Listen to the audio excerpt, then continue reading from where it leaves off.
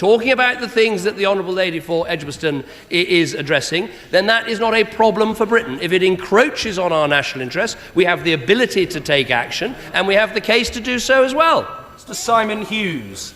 After what was clearly a much more successful and satisfactory summit than the one in December, and where the Prime Minister came back with clear commitments in the European Union to democracy around the world and to the single market with all the extra jobs, particularly in energy at home, can he agree that his constituents, like mine, want the government to concentrate, as Europe appears to be united in doing, on jobs and growth and training and skills, and not obsessing about constitutional and treaty niceties? They are not important. I think the Honourable Gentleman is entirely right, and the refreshing thing about this Council is how much time was spent on the nitty-gritty of the single market, on digital, on services, on energy markets. And actually having Mario Monti, having the new Greek Prime Minister there, having others there, the new Spanish Prime Minister, with a real focus on the single market, I think there's much better prospect for making progress on this agenda than there has been for many years. Mr. Dennis Skinner. Isn't the truth of the matter that throughout 2011 the Prime Minister marched his troops to the top of the anti-European hill, and now, like John Major before him, and with the help of the Deputy Prime Minister, he's marched them down again? I think there's a word for it. It's called appeasement. And if this meeting had been held in Munich, it'd have been coming back waving a piece of paper. Well, I always wonder whether practice is going to make perfect with the Honourable Gentleman. The point, at least the Honourable Gentleman has been consistent. He has always voted against all of these EU treaties. He's going to have always voted against all these EU treaties, and I'm giving him the rare pleasure of not having an EU treaty to vote against. Harriet Baldwin. Mr. Speaker, the Prime Minister has referred to the 5 European countries competitive than Iran. So on competitiveness, it's very welcome that he's made the announcement he has today. But how quickly will these steps be taken to increase the competitiveness of the single market? Well, I think the Honourable Lady is entirely right to raise the issue in this way. We've tended in the past in the European Union to sign up to Council conclusions or informal statements like the one agreed very late last night that are full of good words about taking these steps but don't have enough concrete dates in. I think the difference last night is there started to appear dates when specific things should be done, whether it's actually completing EU treaty arrangements, free trade arrangements with other countries, whether it's deregulation programs or completing single market programs. I think that is very, very welcome. Mr. Keith Vaz. Mr. Speaker, the position taken on Iran at the summit was clearly the right one. But as the Prime Minister knows, there are 73,000 Iranians living in London. What provisions have now been made to nominate a third country so that British Iranians can go to visit Tehran and their friends and relatives can come and visit here? Well, the Honourable Gentleman asked an important question, and perhaps I can write to him about that. What I would say is I think that in a move that may have surprised some people, I think the EU has been very decisive actually to create, for instance, the oil embargo when some members of the EU have been quite reliant on Iranian oil. I think is a real step forward. But on the issue of third countries and travel, perhaps I can write to the Honourable Gentleman. Mr. David T.C. Davis. Thank you, Mr. Speaker. We've learned today that in Britain's national interest, the Prime Minister is prepared to use a veto to allow national agreements and to rule out forever Britain's membership of the euro. Does he or anyone else in this room have any idea what the Leader of the Opposition stands for? I think it's going to be interesting. We're going to have now a period of days when he's going to have to finally get off the fence and tell us, would he sign up to this treaty or not? No, the treaty's right here. I can give him a copy. This is a treaty we will not be signing. He now has to make up his mind whether he's going to sign it or not. Hoey. How does the Prime Minister feel about attending a European Council of supposedly a democratic EU when 2 of the leaders of 2 of the countries not only have not been elected but were more or less imposed by the bureaucracy in Brussels? Does he not feel seriously does he not feel that we are moving more and more away from a democratic Europe, and that's why the people of this country ultimately will have to decide on our future.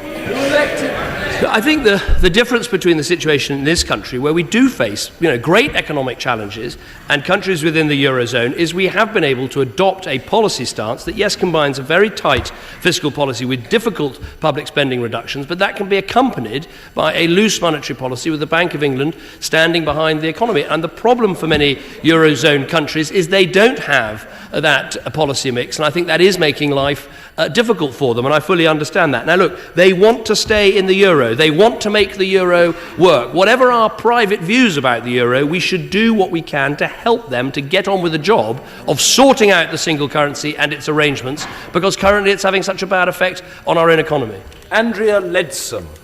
Can the Prime Minister reassure the House that in exercising his veto, in exhorting the Eurozone to sort out their financial crisis and in promoting growth through the single market, that he is acting in Britain's national interest? And does he share my concern that the Leader of the Opposition doesn't seem to know where Britain's interest lies?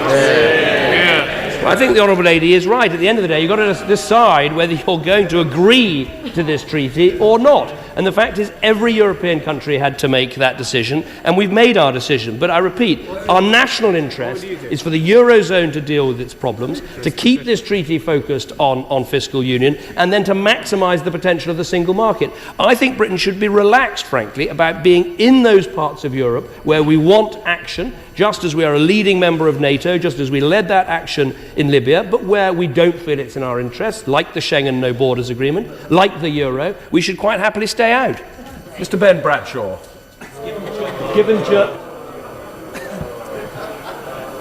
Given Germany grew 3% last year and has its lowest unemployment for 20 years, more manufacturing and a smaller pay gap than Britain, why is he so against the practice of worker representation on company boards? Well, I think one of the points about Germany is they didn't spend the last decade making our economy so unbalanced with such a massive boom and a massive bust.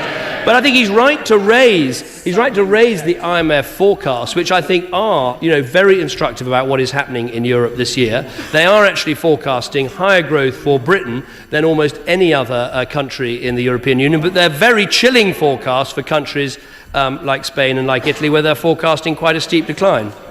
Mr. Mark Reckless. Would the Prime Minister explain what it is that he's vetoed? I vetoed Britain's involvement in a treaty. So as a result, it is not an EU treaty. We had in front of this House, we had the Maastricht EU treaty, we had the Lisbon EU treaty, we had Amsterdam, we had Nice. All of those were treaties Britain was involved in as a member of the EU, and they were EU treaties with full force of law. This is not like that. This is outside the European Union, in its arrangement come to by 25 other countries, and we're not involved. So as a result, we've safeguarded Britain's interests, which could have been put at risk by a new EU treaty. Mr. Nigel Dodds. Thank you, Mr. Speaker. What indications did the Prime Minister receive from the German government that if it wants its political project of fiscal and monetary union in Europe, in the Eurozone, to succeed, that it will finally face up to the sad fact that it will have to put in the necessary resources, rather than just imposing greater austerity on countries that are being steadily stripped of their democracy?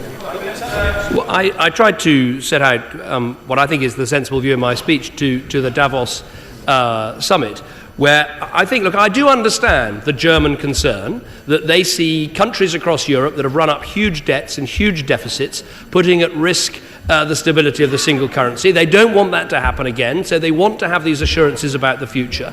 But I think just as everyone needs to understand the German position, I think we also need to show some understanding of those countries, frankly, that are going to struggle in the years ahead, that they are going to need extra help and assistance. There's going to have to be solidarity across the Eurozone, because a single currency, as I explained in my Davos speech, requires that.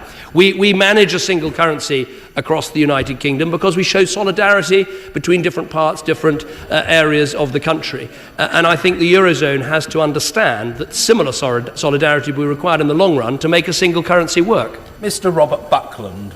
Speaker, I was encouraged to see reference in the communique to this year being a decisive year when it comes to free trade agreements. Will my right honourable friend do all that he can to move ahead with the free trade agreement with Japan, which is of vital importance to large parts of our motor manufacturing industry? I will certainly do that, and I've discussed this issue with the Japanese Prime Minister and indeed with the European Commission. One of the issues with Japan is actually non-tariff barriers. If we look at the access to Japanese markets that British goods and services want, and I think there's a particular advantage for us with an economy that has such a high level of services and also branded goods to make sure that we really secure progress on the free trade agreements, not just with Japan, but also with India as well, where the Indian economy is fairly closed off towards services and we want to see it opened up. Sir Stuart Bell. Thank you, Mr. Speaker. The Prime Minister talked of competitiveness, of growth, of jobs. He skated over the fiscal compact with its fiscal consolidation, which would be very severe on both jobs and growth. And building on the question of my right honourable friend from Blackburn, and since the European Union and the zone is so important to us, what influences do you think he can bring to bear, since he's not a part of the 25? I'd say that right on gentleman does seem to be having his cake and eating it. On the one hand, he's saying that this treaty is very, very tough in terms of fiscal discipline and consolidation. But on the other hand, he's worried about the fact that we haven't signed it and we're not subject to it. I mean, I think it's right in this country that we are taking measures to consolidate our fiscal position. These are difficult measures, but at least we can look the British people in the eye and say we're doing it for our own benefit, for our own good. We're not doing this because we're instructed by some foreign body to get our budget under control. We're doing it in our own national interest. Mr. Richard Shepherd. The Prime Minister will well remember that nearly 20 years ago, the United Kingdom, Italy, Spain, and the Irish Republic left the exchange rate mechanism, the precursor of the euro. There was an exit strategy. Now, with crisis facing Europe, seems to be one of solvency in some of these countries. There is no exit strategy, and it appears there is actually no money. Will he reassure the British public that there will be no funds given to the IMF and that we will not give any more money to the European Union? Well, I obviously remember very well the exchange rate mechanism experience, and indeed it's that experience that makes me so passionate about not joining the single currency, not joining the euro, because it is so difficult to exit from it if it doesn't suit your needs and suit your arrangements. I believe that Britain is a big enough economy to have its own interest rates and its own monetary policy to suit our needs. Now, he asks for guarantees. Well, what we've done is already got out of the bailout mechanism that the last government signed us up to, and we've set out very clearly our conditions in terms of the IMF in the answer that I gave a moment ago. Mr. Barry Gardner. The Prime Minister says that his veto has left the European Commission in the room to protect against encroachment on single market issues and competitiveness. Could he remind the House of the name of the noble Baroness who represents the UK on that commission, and which party, therefore, will now represent Britain's last line of defence? The point the honourable gentleman clearly hasn't understood is that the treaty itself sets out that you cannot use the treaty to encroach on the single market. It is there in black and white. And as I've said, if that isn't the case, we have the ability to take action, including legal action, to protect our national interest. Newton. My constituents really appreciate the straight talking of the Prime Minister on Laura. So can he answer the question that they want answering? If asked, will the Prime Minister stump up more money for Greece? No, our answer is very clear, that we weren't involved in the Greek bailout. We won't be involved in European bailouts of Greece. We've got out of the EU mechanism that the last government got us into, and on the IMF we've set out our conditions very, very clearly. Mr. Kelvin Hopkins. Thank you, Mr. Speaker. In the last few days, the Greek government has said they refuse to have their economic governance taken over by the European Union.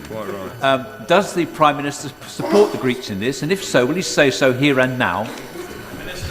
Well, the only way I can answer that question is to say, look, the Greeks have to decide themselves if they want to stay in the euro. If they want to stay in the euro, clearly they have got to meet some pretty exacting targets for reducing government deficit, reducing government debt, and accepting a very austere approach. If Greece wants to stay in the euro, those are the conditions they have to meet. Now, I am not Greek, I am British. We made our decision to stay out of the euro